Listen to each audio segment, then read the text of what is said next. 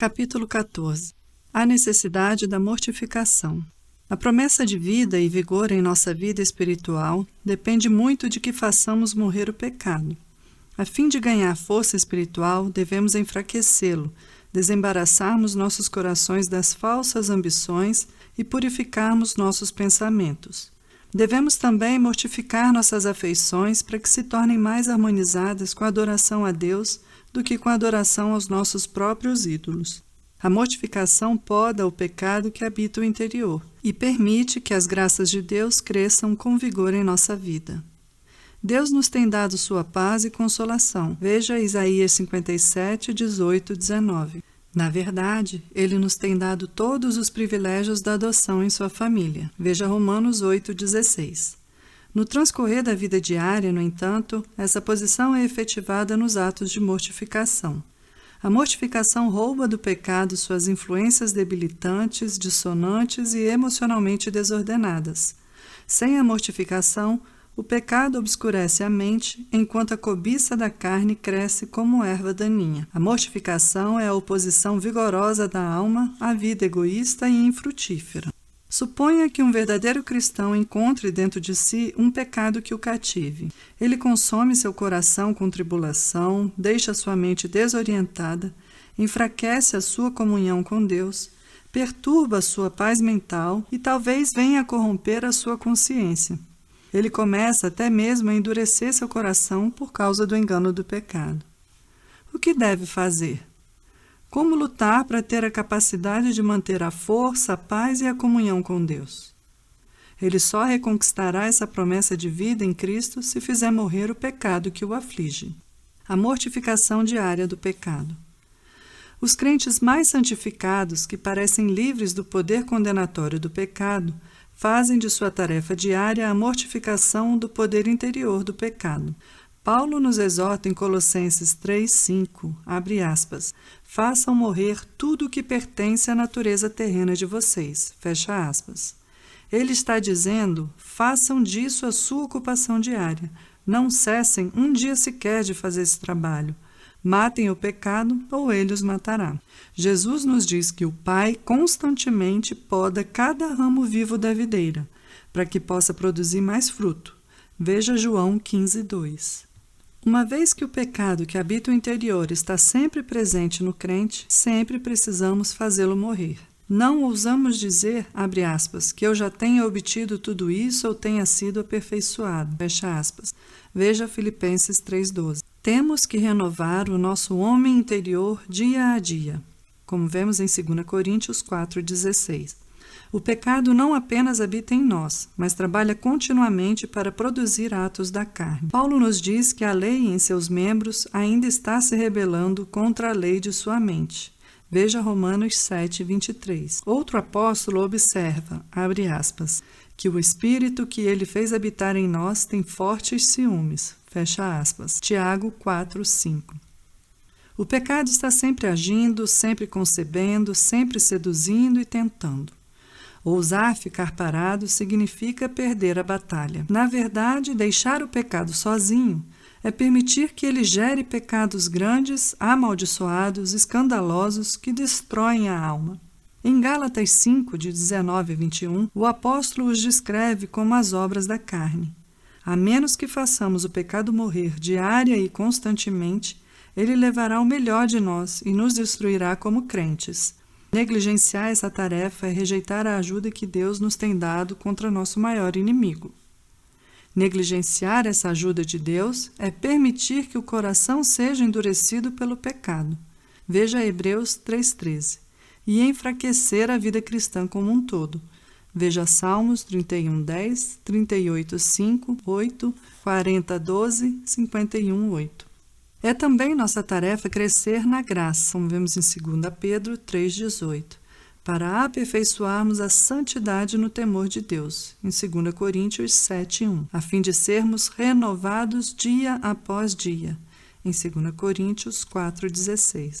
Não podemos fazer isso sem mortificar diariamente o pecado, que mostra sua força contra todo ato de santidade e contra todo passo de fé. Assim, a despeito da mortificação exibida na cruz de Cristo por todos os pecados, Devemos aplicar sua eficácia por meio de nossa mortificação diária da carne. Todo mestre da fé que fracassa em fazer morrer o pecado diariamente exibe duas características malignas.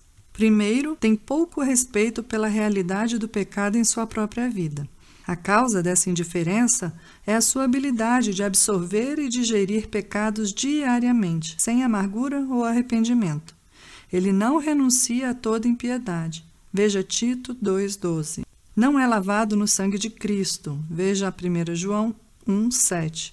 Tito 2,14. Nem escapa das poluições que estão no mundo, através do conhecimento de nosso Senhor Jesus Cristo. Veja 2 Pedro 2,20. Segundo, ele engana outros em seu estado não mortificado. Aparenta estar bem em comparação a outros e parece caminhar separado do mundo, embora ainda viva em seus caminhos. Tem um discurso espiritual, mas vive na vaidade.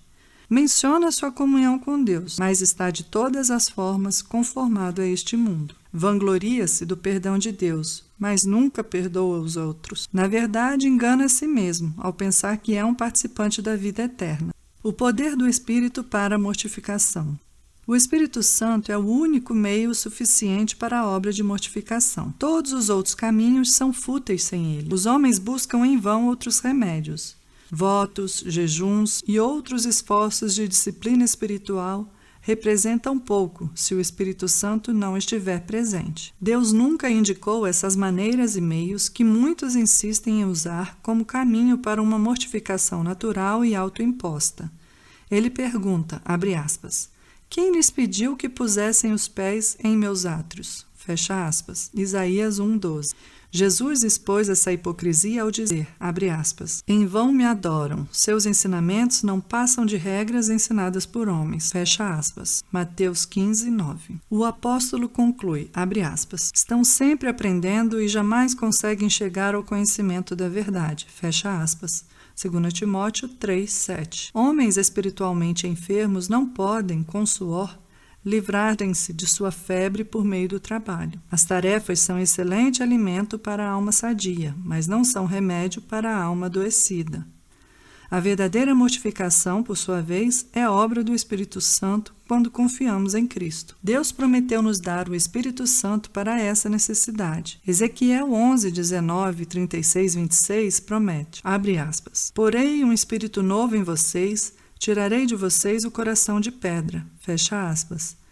Também experimentamos essa mortificação como dom de Cristo, pois sem ele não podemos fazer coisa alguma. Veja João 15:5. Como então o Espírito faz morrer o pecado?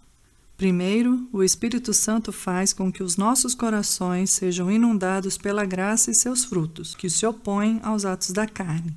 Contraste Gálatas 5:19 e 21 com 5:22 e 23. Os crentes crucificam a carne quando andam no Espírito. Veja Gálatas 5:16. Esse lavar regenerador e renovador do Espírito Santo, que vemos em Tito 3:5, é um grande meio de mortificação. Ele nos faz crescer, prosperar e transbordar dessas graças que se opõem aos frutos destrutivos da carne. Segundo, o Espírito Santo faz morrer o pecado, abre aspas, por meio de um espírito de julgamento e de um espírito de fogo, fecha aspas. Isaías 4:4. Ele é o fogo que queima a cobiça até a raiz. Terceiro, o Espírito Santo traz a cruz de Cristo aos nossos corações pela fé. Ele nos faz conhecer a participação em seus sofrimentos, tornando-nos como ele em sua morte. Veja Filipenses 3:10. Alguns podem argumentar, no entanto, que se essa obra só pode ser feita pelo Espírito Santo, porque somos exortados a fazer algo em relação a isso por nós mesmos. Primeiro, recebemos a ordem de fazer morrer os atos do corpo, porque ele efetua em nós, abre aspas, tanto o querer quanto o realizar, de acordo com a boa vontade dele, fecha aspas. Filipenses 2:13. Ele opera, abre aspas, tudo o que alcançamos para nós, fecha aspas. Isaías 26:12. Ele cumpre, abre aspas, com poder toda a obra que procede da fé, fecha aspas. 2 Tessalonicenses 1:11. Ele nos inspira à oração e é chamado de espírito de súplica. Veja Romanos 8:26 e Zacarias 12:10. Segundo, a mortificação deve ser sempre uma obra de nossa obediência ao seu espírito, que preserva o nosso livre-arbítrio, de modo que devemos fazer isso com nosso entendimento, vontade, afeição e consciência. Ele trabalha em nós e conosco, não contra nós, a despeito de nós ou sem nós. Seu auxílio é um encorajamento aos nossos desejos. A mortificação é para os verdadeiros crentes. Não podemos continuar a discutir as maneiras e meios de se alcançar a mortificação até reconhecermos o sujeito dessa tarefa. Eis um princípio fundamental. A menos que um homem seja crente verdadeiro, alguém que pertence de fato a Cristo, não pode fazer morrer um pecado sequer. Em Romanos 8:13, Paulo deixa isso muito claro. Abre aspas. Se vocês viverem de acordo com a carne, morrerão. Mas, se pelo Espírito fizerem morrer os atos do corpo, viverão. Fecha aspas. Paulo também diz, abre aspas, façam morrer tudo o que pertence à natureza terrena de vocês. Fecha aspas. Colossenses 3:5. Ele está se referindo àqueles que ressuscitaram com Cristo. 3:1. Aqueles cuja vida está escondida com Cristo em Deus. Em 3:3. Nenhum incrédulo se encaixa nessas descrições. Você conhece o quadro que alguns estoicos e outros filósofos, tais como Sêneca e Epíteto, pintaram sobre a vida. Eles discursaram sobre seu descontentamento com o mundo e a vida egoísta por meio de sua disciplina e do domínio das emoções e paixões descontroladas. Suas vidas, no entanto, não fizeram jus às suas próprias máximas. Sua autossuficiência revelou sua verdadeira natureza. Não há morte do pecado sem a morte de Cristo. Você também sabe das tentativas que alguns dentro da igreja têm feito para se disciplinar por meio de votos, penitências e indulgências. Embora busquem a mortificação, nunca alcançam seu objetivo. Por quê?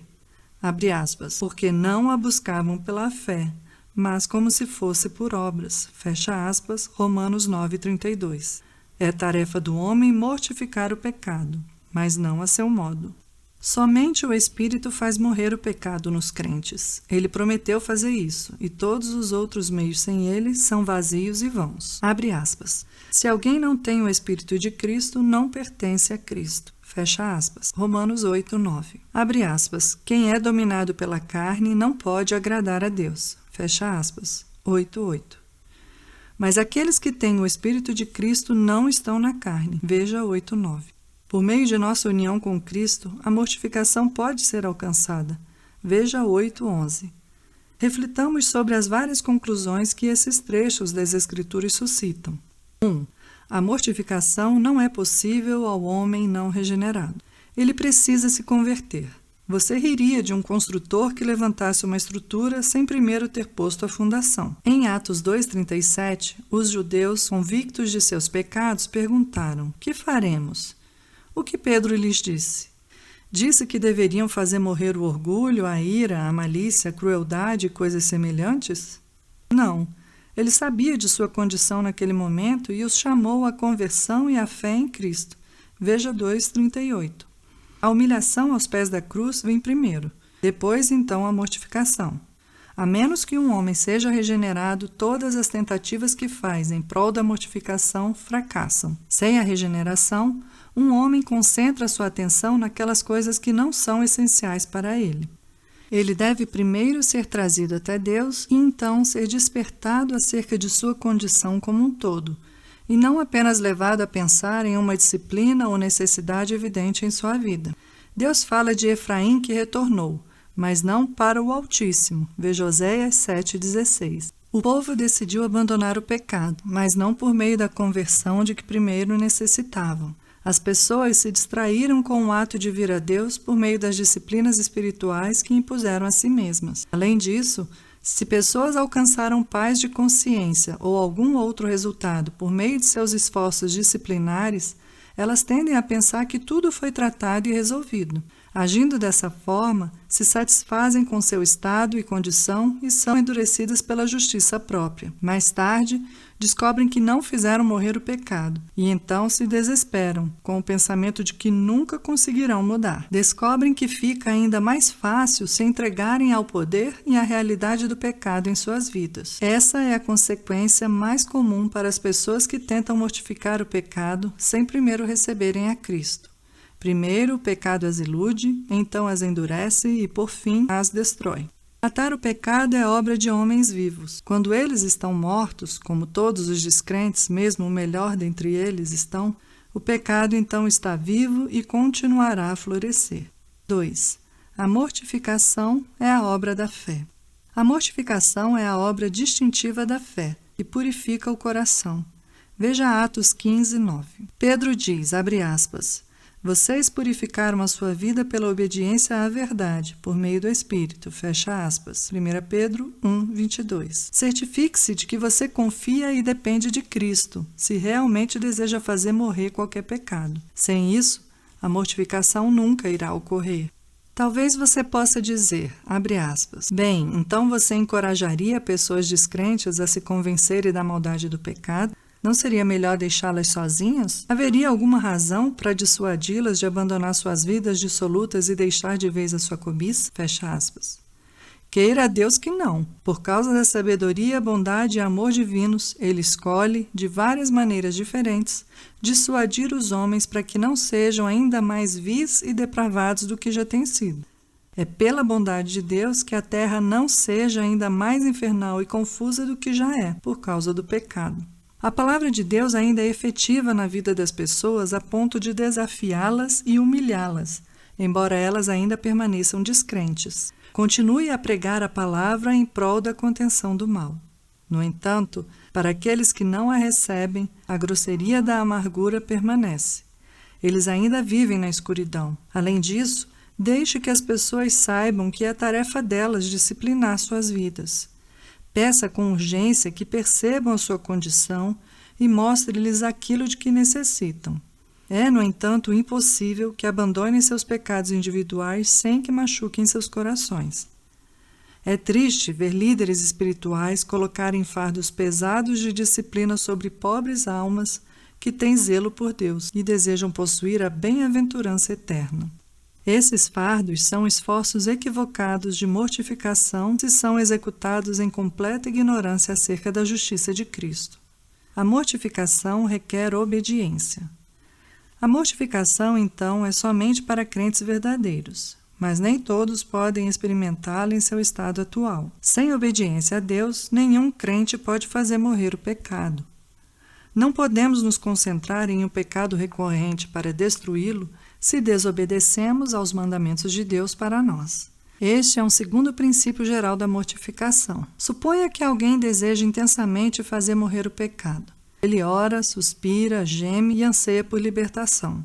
Ao mesmo tempo, negligencia sua leitura devocional, sua vida de oração, suas meditações com Deus e então se pergunta por que o pecado ainda tem poder sobre a sua vida. Essa é uma situação comum entre os homens.